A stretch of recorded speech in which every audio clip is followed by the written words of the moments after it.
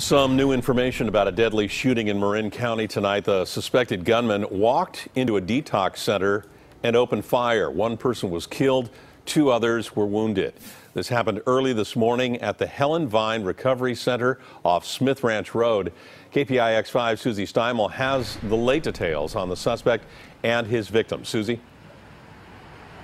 We just learned, Ken, from the Marin County Sheriff that suspect is being named as 37-year-old Devance Lamar Reed. He's in custody. He was actually picked up by the Sonoma County Sheriff on an unrelated pursuit earlier this morning, but they say he gave himself away, telling them information that only the shooter would have known.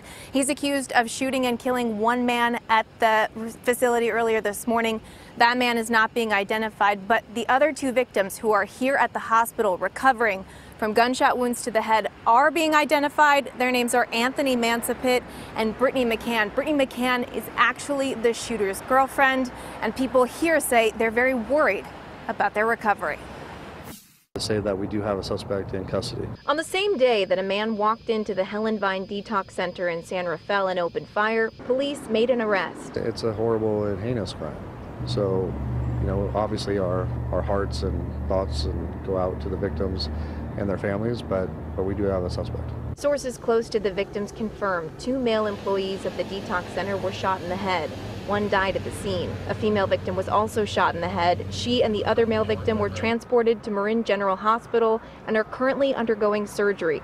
None of the victims were clients of Helen Vine. And then I start running, I realized that somebody died, and they're searching this field out in back of me. Caitlin Stewart lives across the street from the 26-bed co-ed alcohol and drug detox center. She heard police sirens at 1:30 in the morning and walked down the street to see what was happening. I watched a stretcher with the body bag roll across the street, and all of a sudden 3 cop lights are on me, like flashlights, and they're yelling at me to go back inside. Police say because this was an isolated incident, people living in San Rafael should feel safe. There was an isolated incident just at the facility, so there was no threat to the community.